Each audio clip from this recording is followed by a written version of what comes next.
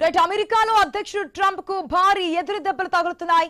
స్థానిక ఎన్నికల్లో రిపబ్లికన్ పార్టీకి గట్టి షాక్ ఇచ్చారు అమెరికన్లు. కీలక న్యూయార్క్ మేయర్ పీఠం డెమోక్రటిక్ పార్టీ వశమైంది. భారతీయ మూలాలు ఉన్న జోహ్రాన్ మమ్దాని మేయర్ గా ఎన్నికయ్యారు. ఇక్కడ స్వయంగా ట్రంప్ రంగంలోకి దిగి ప్రచారం చేసిన ఓటమి తప్పలేదు.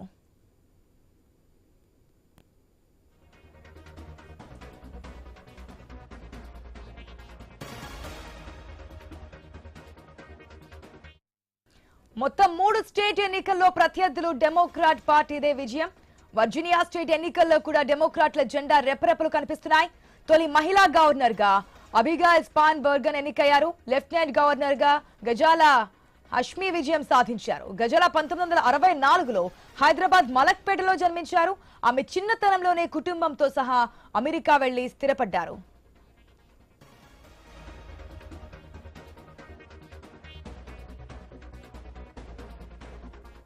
అమెరికాలో ప్రస్తుతం షట్ డౌన్ నడుస్తోంది. ట్రంప్ విధానాలను డెమోక్రాట్లు పూర్తిగా వ్యతిరేకిస్తున్నారు. దీంతో వార్షిక బడ్జెట్ కు చట్టసభలో ఆమోదం లభించలేదు. దీంతో అనేక మంది అల్లాడిపోతున్నారు. అలాగే ఈ మధ్య నో కింగ్స్ పేరుతో అమెరికా వ్యాప్తంగా ప్రజలు లక్షలాదిగా రోడ్లపైకి వచ్చి నిరసన తెలిపారు. ఈ ఎఫెక్ట్ ఈ ఎన్నికల్లో కనిపించింది.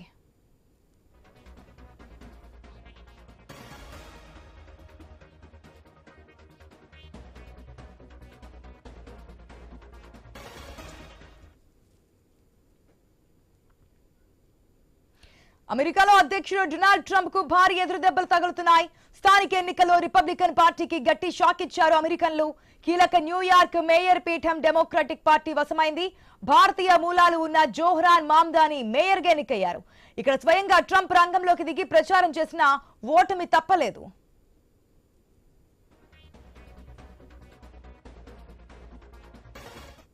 మొత్తం 3 స్టేట్ ఎన్నికల్లో ప్రత్యర్థులు డెమోక్రాట్ పార్టీదే విజయం. వర్జీనియా స్టేట్ ఎన్నికల్లో కూడా డెమోక్రాట్ల జెండా రెపరెపలు కనిపిస్తున్నాయి. తొలి మహిళా గవర్నర్ గా అబిగాయిల్ స్పాన్బర్గన్ ఎన్నికయ్యారు. లెఫ్టినెంట్ గవర్నర్ గా గజాలా హష్మీ విజయం సాధించారు. ఇక గజాలా విషయానికి వస్తే 1964లో హైదరాబాద్ లో మలక్పేటలో జన్మించారు. ఆమె చిన్నతనంలోనే కుటుంబంతో సహా అమెరికా వెళ్లి స్థిరపడ్డారు. అమెరికాలో ప్రస్తుతం షట్ డౌన్ నడుస్తోంది మనకు తెలుసు. అయితే ట్రంప్ తీసుకున్నటువంటి విధానాలను డెమోక్రాట్లు పూర్తిగా వ్యతిరేకిస్తున్నారు. దీంతో వార్షిక బడ్జెట్ కు చట్టసభలో కూడా ఆమోదం లభించలేదు. అందుకే అక్కడ షట్ డౌన్ నడుస్తోంది. దీంతో అనేక మంది అల్లాడిపోతున్నారు. అలాగే ఈ మధ్య నో కింగ్స్ పేరుతో అమెరికా వ్యాప్తంగా ప్రజలు లక్షలాదిగా రోడ్లపైకి వచ్చి నిరసన తెలిపారు. ఆ ఎఫెక్ట్ కూడా ఈ ఎన్నికల్లో కనిపించింది.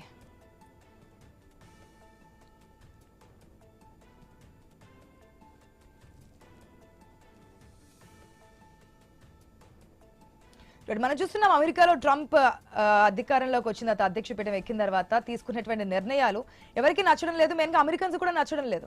అది క్లియర్ గా మనకి ఏదైతే షట్ డౌన్ ఎఫెక్ట్ అనుకోవచ్చు, లేదంటే తీసుకున్న నిర్ణయాలు కావచ్చు, ఈ ఎలక్షన్స్ లో క్లియర్ గా కనిపిస్తుందని చెప్పొచ్చు. పూర్తి అప్డేట్స్ మా ఇన్పుట్ శ్రీకాంత్ ద్వారా తెలుసుకుందాం. Srikanth, good morning. అమెరికాలో వార్షిక బడ్జెట్ ఇంకా ఆమోదం పొందలేదు. అమెరికాలో షట్ డౌన్ నడుస్తుంది. షట్ డౌన్ నడుస్తున్నటువంటి క్రమంలోనే ట్రంప్ కు ఇప్పటికే నిరసన సెగలు జరుగుతున్నాయి. నో కింగ్స్ అంటూ కూడా అమెరికాలో గతంలో ఈ ర్యాలీలు జరిగిన ఇప్పుడు కూడా నో కింగ్స్ అనేటువంటి నినాదం, ఈ ఉద్యమం అమెరికాలో పెద్ద ఎత్తున నడుస్తోంది. సో ఇట్లా నేపథ్యంలో అమెరికాలో జరిగినటువంటి ఈ స్థానిక ఎన్నికల్లో రిపబ్లికన్ పార్టీకి చాలా గట్టి దెబ్బలు తగులుతోంది. డెమోక్రటిక్స్ దీంట్లో దూసుకుపోతున్నారని చెప్పాలి. సో దీంట్లో మరీ ముఖ్యంగా న్యూయార్క్ సంబంధించినటువంటి మాజీ గవర్నర్ అట్లాగే ఇండిపెండెంట్ అభ్యర్థి అయినటువంటి ఆండ్రూ క్యూమో 41% ఓట్లు సాధించి ఆయన 2వ స్థానంలో ఉంటే గనక ఇక మొదటి స్థానం గురించి ఇప్పుడు ప్రపంచవ్యాప్తంగా ఒక చర్చ మాత్రం చాలా బలంగా నడుస్తోంది. ఈ ఎన్నికల్లో అంటే న్యూయార్క్ సంబంధించినటువంటి మేయర్ ఎన్నికల్లో మన భారత సంతతికి చెందినటువంటి అభ్యర్థి, ముస్లిం అభ్యర్థి జోహ్రాన్ మమ్దాని విజయం సాధించడం జరిగింది. సో దీంట్లో ఆల్మోస్ట్ 50% కంటే ఎక్కువ ఓట్లు ఆయనకు రావడం జరిగింది. ఆల్మోస్ట్ 10 లక్షల ఓట్లకు పైగా ఓట్లు సాధించుకున్నారు, విజయం సాధించారు. సో ఇట్లా నేపథ్యంలో రిపబ్లికన్ పార్టీ పైన ఎంతవరకు వ్యతిరేకత ఉందో, సో అమెరికన్లు మొత్తం కూడా ఈ ఎన్నికల్లో కసిదీరా ఓట్లు వేస్తున్నారని చెప్పడంలో ఎట్లాంటి సందేహం లేదు. డెమోక్రటిక్లు మాత్రం చాలా దూసుకుపోతున్నారు. మరోవైపు 2వ స్థానంలో ఇందాక మనం మాట్లాడుకున్నట్టు మాజీ గవర్నర్ న్యూయార్క్ సంబంధించినటువంటి ఆండ్రూ క్యూమో 41% తోటి 8,50,000 ఓట్లతోటి, అంటే ఆల్మోస్ట్ ఒక 2 లక్షల కటియేట్టుగా ఆ ఓట్ల తేడా ఉంది. 3వ స్థానానికి వచ్చేసరికి ఇంకా అంటే ఇండిపెండెంట్లే దీంట్లో ఎక్కువగా విజయం సాధించారని చెప్పాలి. 3వ స్థానానికి వచ్చారని చెప్పాలి. సో ఇదేమైనా కానీ అటు డెమోక్రటిక్ పార్టీ పైన విజయం పైన ఇప్పటికే ఒబామా కూడా రెస్పాండ్ అవుతున్నారు. ట్రంప్ కు విభేదిస్తూ డెమోక్రటిక్లకు కంగ్రాచులేషన్ చెప్తున్నారు. ఒబామా ఇప్పటికీ దీనిపైన రెస్పాండ్ అవ్వడం జరిగింది. గెలిచిన వాళ్ళందరికీ అభినందనలు చెప్తున్నటువంటి పరిస్థితి కనిపిస్తోంది. అట్ సేమ్ టైం 3 స్టేట్లలో ప్రత్యర్థులు ఎవరైతే ఉన్నారో డెమోక్రటిక్ పార్టీదే విజయం సాధిస్తున్నారు ప్రత్యర్థుల పైన. సో రిపబ్లికన్స్ ఎక్కడా కూడా కంచుప్ మేరలో కూడా కనిపించట్లేదు. 2-3 స్థానాలకే పరిమితం అవుతున్నారు. వర్జీనియా స్టేట్ లో కూడా డెమోక్రాట్ల జెండా రెపరెపలాడుతుంది. తో పాటు అక్కడ మహిళా గవర్నర్ గా అబిగైల్ స్పాన్ బర్గర్ ఎన్నిక కావడం జరిగింది. లెఫ్టినెంట్ గవర్నర్ గా గజాలా హష్మి విజయం సాధించారు. గజాలా హష్మి గురించి ఇందాక మనం మాట్లాడుకున్నట్టు 1960s లో వీళ్ళు భారత సంతతికి చెందినటువంటి వ్యక్తులు. భారత్ నుంచి 1960s లో అమెరికాకి వలస వెళ్ళడం జరిగింది. సో ఓవరాల్ గా అటు అమెరికా వార్షిక బడ్జెట్ సంబంధించి షట్ డౌన్ నడుస్తున్నటువంటి క్రమం, అమెరికా ఎయిర్లైన్స్ మొత్తం కూడా ఇప్పటికే దెబ్బతిన్నాయి, బడ్జెట్ పరంగా దెబ్బతిన్నాయి. అమెరికా ఎయిర్లైన్స్ లో పనిచేస్తున్నటువంటి ఉద్యోగులంతా కూడా అక్కడ ఆఖరికి డెలివరీ బాయ్స్ లాగా పనిచేస్తున్నారు. స్విగ్గీ, జొమాటో లాంటి యాప్స్ లో పనిచేస్తున్నారు డెలివరీ చేస్తూ. ఇట్లా ఒక దారుణమైనటువంటి పరిస్థితి. పైలట్స్ కూడా మరి ప్రైవేట్ జాబ్స్ ఎత్తుకునేటువంటి పరిస్థితికి అమెరికాలో వచ్చేసింది. సో ఇట్లా నేపథ్యంలో ఈ ట్రంప్ వ్యవహార శైలి మాత్రం దీనికి ప్రధానమైనటువంటి కారణం అని చెప్పాలి. సో ఎన్నికల్లో ఓటమికి ప్రపంచం మొత్తం కూడా తెలుసు. ఈరోజు షట్ డౌనే కారణం అని చెప్పడంలో ఎట్లాంటి సందేహం లేదు. ఆఖరికి ఈ షట్ డౌనే కారణం అని చెప్పేసి ట్రంప్ కూడా దీన్నే ఒప్పుకుంటున్నారు. రిపబ్లికన్ పార్టీ పైన ఓడినటువంటి డొనాల్డ్ ట్రంప్ కూడా ఈ ఎన్నికల్లో ఓటమిని అంగీకరిస్తూ ఆయన రెస్పాండ్ అవుతున్నారు. బ్యాలెట్ లో ఆయన పేరు లేకపోవడం కూడా షట్ డౌన్ కారణంగా రిపబ్లికన్ అభ్యర్థులంతా కూడా ఓడిపోయారు. ఈరోజు డెమోక్రాటిక్స్ గెలవడానికి కారణం కూడా షట్ డౌన్ రీజన్ అంటూ కూడా తన సోషల్ మీడియా ప్లాట్ఫామ్ ఏదైతే సోషల్ ట్రూత్ ఉందో దాంట్లో ట్రంప్ ట్వీట్ చేయడం జరిగింది. సో ట్రంప్ అపజయాన్ని, ఆ ఓటమిని ఒప్పుకుంటున్నారు. ప్రజలంతా కూడా ఇప్పటికే నో ట్రంప్ అంటే నో కింగ్స్ అంటూ మాట్లాడుతున్నది, ఆ నినాదాలు చేస్తున్నటువంటి విషయం కూడా తెలుసు. బట్ ఏదేమైనా కానీ ఇప్పటికే వైట్ హౌస్ కూడా చెప్తోంది, మంజానీ విజయం తర్వాత వైట్ హౌస్ కూడా ఒక పోస్ట్ పెట్టడం జరిగింది. అందులో ట్రంపే మీ అధ్యక్షుడు, అంటే మీ గెలుపు అనేది పెద్ద విషయం కాదు, మీరు గెలిచినా కానీ అధ్యక్షుడు మాత్రం ట్రంపే, ఇది దృష్టిలో పెట్టుకోవాలంటూ కూడా వైట్ హౌస్ ఒక వార్నింగ్ మెసేజ్ పంపిందని చెప్పాలి.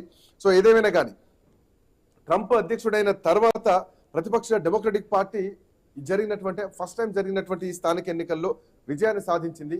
గతంలో ఎప్పుడు ఇట్లాంటి పరిస్థితులు రాలేదు, బట్ ఫస్ట్ టైం అనుకోవాలి. సో ట్రంప్ అధ్యక్షుడు ఎన్నికైన తర్వాత డెమోక్రటిక్స్ విజయం సాధించడం.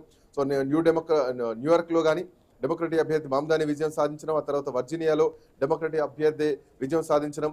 సో గవర్నర్ గా రిపబ్లిక్ గవర్నర్ గ్లెన్ యాంకిన్ ని ఆయన ఓడించారు. సో ఓడించి వర్జీనియాలో డెమోక్రటిక్ అభ్యర్థి స్పాన్ బర్గర్ రిపబ్లికన్ పార్టీ నుంచి స్పాన్ బర్గర్ విజయం సాధించడం జరిగింది డెమోక్రటిక్ పార్టీ నుంచి. బట్ ఏదేమైనా కానీ ఇప్పటికే మామ్దాని తరపున విజయం వరించిన తరపున మామ్దాని భారతదేశ సంతతికి చెందినటువంటి వ్యక్తి, అట్ సేమ్ టైం ముస్లిం కమ్యూనిటీకి చెందినటువంటి వ్యక్తి, అక్కడ విజయం సాధించినటువంటి వ్యక్తి. ఇప్పటికే అక్కడ సంబరాలు కూడా మిన్నెట్టుతున్నాయి. బ్రూక్లిన్ పారామౌంట్ థియేటర్ లో కూడా మామ్దాని మద్దతుదారులు మొత్తం కూడా అక్కడ సంబరాలు చేసుకుంటున్నారు. సింపుల్ గా చెప్పాలంటే మరొక దీపావళి సెలబ్రేషన్స్ ఇప్పుడు జరుగుతున్నాయి. బట్ వైట్ హౌస్ ఇచ్చినటువంటి స్టేట్మెంట్ మాత్రం అయినా ట్రంపే మీ అధ్యక్షుడు, మీరు ఎవరు గెలిచినా సో ట్రంప్ కిందనే పనిచేయాలి, ట్రంప్ ఆధీనంలో పనిచేయాలి. సో ఇక్కడే నో కింగ్స్ అనేటువంటి నినాదాన్ని మళ్ళీ బయటికి తీసుకొచ్చేటువంటి అవకాశం ఉంటుంది. సో రాజు నేనే, మీరంతా కేవలం బంట్లు మాత్రమే అనేటువంటి సంకేతాలు వైట్ హౌస్ నుంచి వస్తున్నాయంటే దానికి కారణం వెనకాల ఉండి ట్రంపే చేయిస్తున్నారని చెప్పడంలో ఎట్లాంటి సందేహం లేదు. ఆశ. Right Srikanth, thanks for the update.